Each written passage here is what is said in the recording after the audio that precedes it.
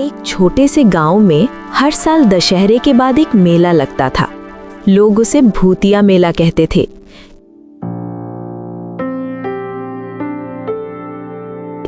कहते हैं ये मेला पहली बार बहुत साल पहले एक पुराने पीपल के पेड़ के पास लगा था और तभी से अजीब घटनाएं शुरू हो गई।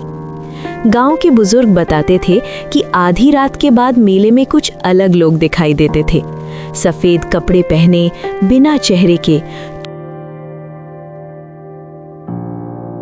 चुपचाप घूमते हुए।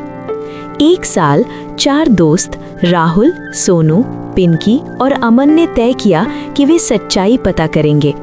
रात के 12 बजे वे चुपके से मेले पहुंचे।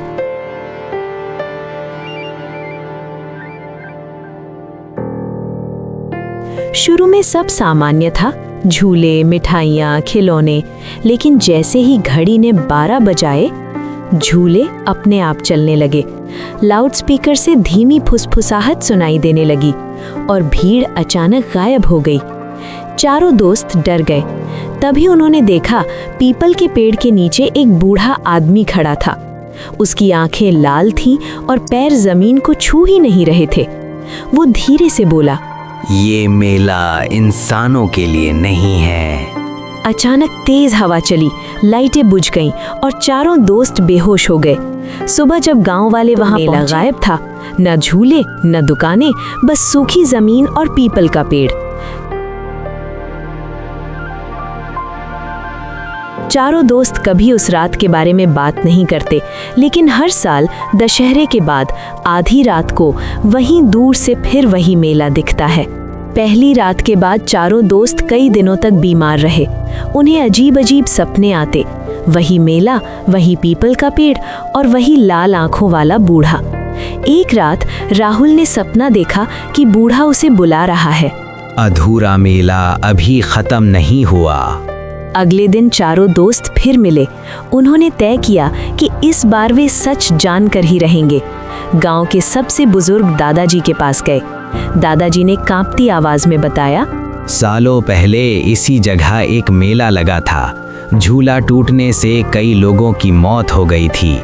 तब से उनकी आत्माएं हर साल अपना मेला लगाती हैं। जो वहां जाता है उसे वे अपने साथ ले जाना चाहती हैं। लेकिन इस बार दोस्तों ने तैयारी की। वे मंदिर से प्रसाद और पवित्र धागा लेकर गए। आधी रात होते ही फिर वही मेला प्रकट हो गया। ढोल की आवाज, बच्चों की हंसी, पर चेहरों पर कोई भाव नहीं। अचानक बूढ़ा फिर सामने आ गया। उसने कहा, इस बार तुम बच नहीं पाओगे। तभी पिंकी ने जोर से हनुमान चालीसा पढ़ना शुरू किया। हवा तेज चलने लगी, झूले रुक गए, दुकानें धुएं में बदलने लगी।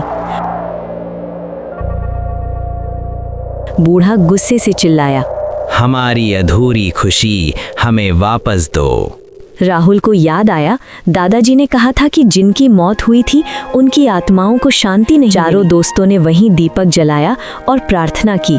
जैसे ही उन्होंने आत्माओं के लिए शांति की कामना की, मेला धीरे धीरे फीका पड़ने लगा। बूढ़े की लाल आंखें सामान्य हो गईं। उसने मुस्कुराकर कहा, अब हम मुक्त हैं। और फिर सब कुछ गायब हो गया। सुबह जब गांव वाले वहां पहुंचे तो पीपल के पेड़ के नीचे एक छोटा सा दीपक अभी भी जल रहा था। उसके बाद कभी भूतिया मेला नहीं लगा। सबको लगा था कि आत्माओं को मुक्ति मिल गई, मेला खत्म हो गया और सब सामान्य हो गया। लेकिन कहानी यहीं खत्म नहीं हुई। कुछ महीनों बाद अमन के घर के बाहर एक अजीब चीज मिली, एक पुराना मेले का टिकट। उस पर लिखा था, आधी रात केवल आमंत्रित मेहमानों के लिए। चारों दोस्त फिर इकट्ठा हुए। इस बार उन्होंने तय किया कि वे मेले वाली जगह पर नहीं जाएंगे।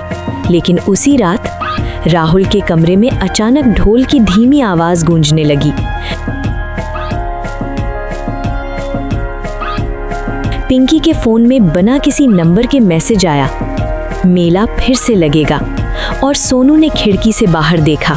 गांव की खाली जमीन पर दूर दूर तक रंग बिरंगी रोशनियां चमक रही थी। समझ गए अब मेला उस जगह तक सीमित नहीं रहा। डरते डरते चारों वहां पहुंचे। इस बार मेला पहले से बड़ा था और भीड़ में कुछ चेहरे पहचाने हुए थे।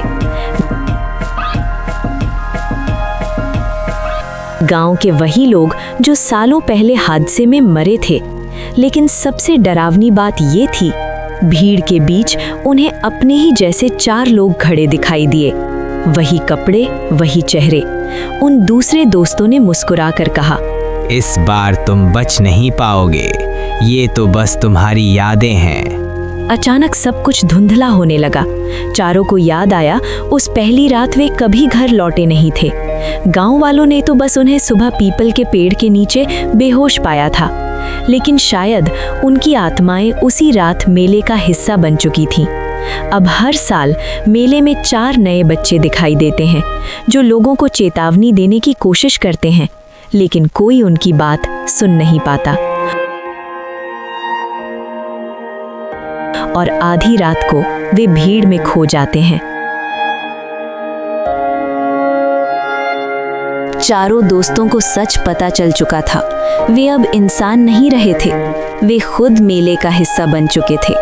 हर साल जब मेला लगता, वे नए बच्चों को चेतावनी देने की कोशिश करते, लेकिन जैसे ही घड़ी 12 बजाती, उनकी आवाज़ गायब हो जाती। उनके चेहरे बदलने लगते और उनकी आंखें लाल हो जाती।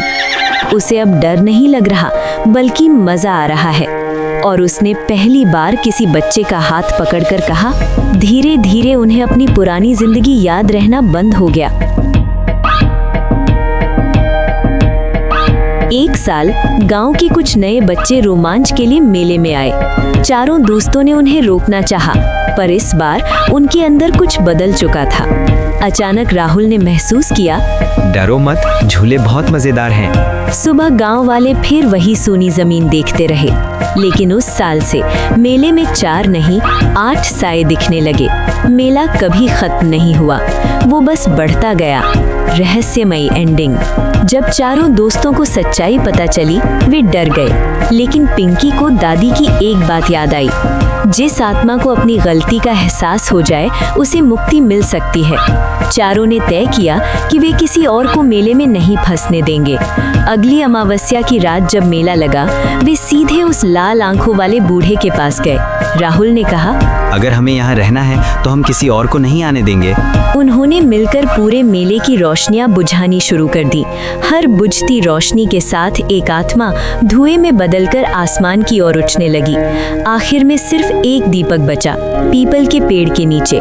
चारों ने हाथ पकड़कर उसे भी बुझा दिया। तेज रोशनी